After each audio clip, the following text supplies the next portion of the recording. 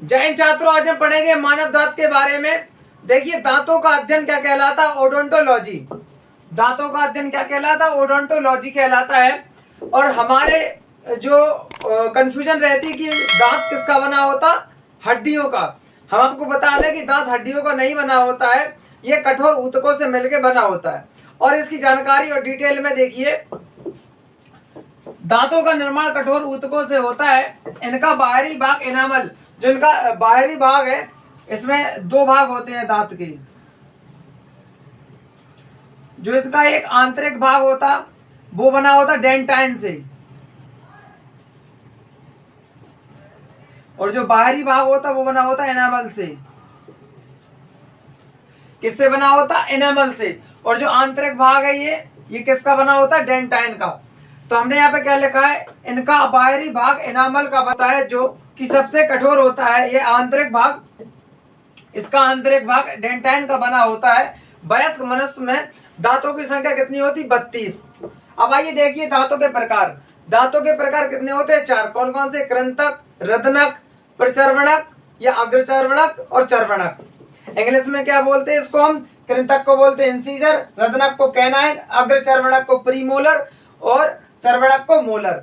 तो देखिए कृंतक के बारे में, इनकी संख्या 8 होती है। इनकी संख्या कितनी होती? 8। देखिए यहाँ पे आप देख पा रहे होंगे, ये क्या बना? आई। आई मतलब क्या? इंसीजर। इंसीजर का मतलब इसे यहाँ किससे है? ये जो देख रहे हैं 1 2 3 4, 4 ऊपर के दांत और 4 ही नीचे के, टोटल कितने हो गए? 8 दांत। इनकी संख्या 8 होती है। ये भोजन को काटने में काम आते हैं। काटने का, जैसे मान लो छोटे में हम क्या करते थे? रोटी की कट्टू बनाकर, जिसको कट्टू बोला जाता, कट्टू बनाकर सामने के दांतों से कट कर लेते थे। तो ये कौन से दांत हमारे काम में आते हैं? कृंतक या इंसीजर। अब देखिए रत्नक के बारे में, कैनाइन। इनकी कुल संख्या 4 होती है। इनकी कुल संख्या कितनी होती? 4। जो आपको यहाँ पे दिख रहा है ये नोक जैसे, यहाँ पे जो दिख रहा है ये आपके नोक जैसे, ये क्या कहलाएंगे? कृंतक या कैनाइन। जो अधिकतर किसी भी भोजन को या भोज्य पदार्थ को फाड़ने के काम आते हैं। ये और ये जो सबसे ज्यादा विकसित होते हैं जानवरों में, वो मांसाहारी जीव जंतुओं में सबसे ज्यादा विकसित होते हैं।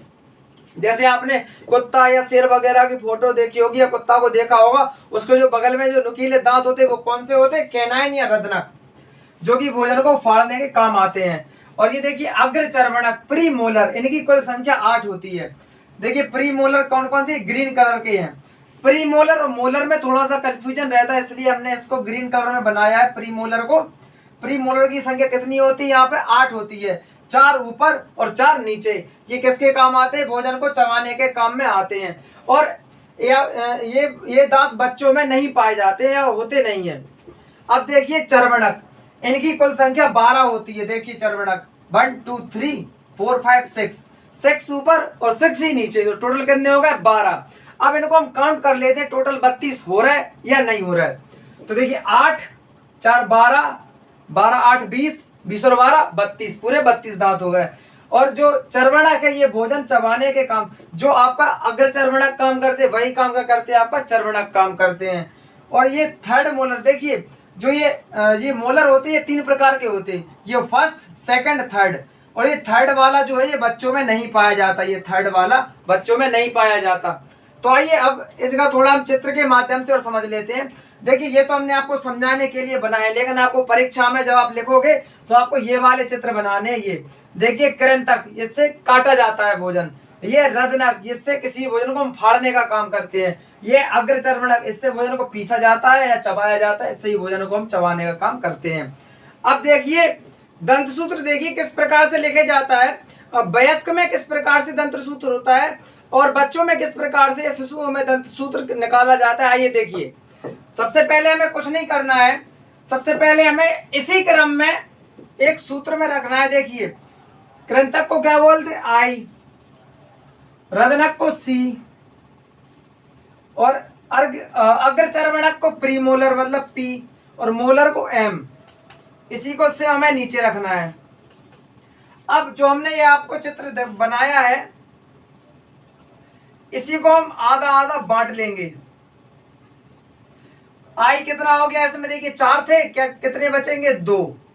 और सी मतलब ये क्या, ये कितने थे, 2, कितना बचा 1, इस साइड कितना आ रहा है 1, ये कितने हैं 2, ये कितने हैं 3, मतलब 21 23 बटे सेम इसी का नीचे लिख दो।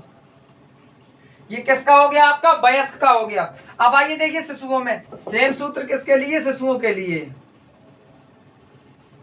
सेम ऐसा ही किसके लिए हो जाएगा, बच्चों के लिए। इसमें कृंतक कितना हो जाएगा 2, और सी मतलब क्या है कैनाइन, कैनाइन की संख्या है 1, लेकिन जो इसमें प्रीमोलर है, जो क्या होता है बच्चों में नहीं पाया जाता, तो इसमें कितनी संख्या होगी 0। और आखिरी में हमने क्या लिखाया था कि थर्ड मोलर बच्चों में नहीं पाया जाता, मतलब मोलर की संख्या कितनी है 2। सेम इसका ही हम नीचे उतार देंगे। ये आपका हो गया शिशुओं के लिए, ये हो गया वयस्क के लिए। तो वयस्क के लिए आपका क्या है 21 23 बटे 21 23, और इसके लिए क्या है शिशु के लिए 21 02 बटे 21 02। आपको शायद दांत पूरा समझ में आ गया होगा।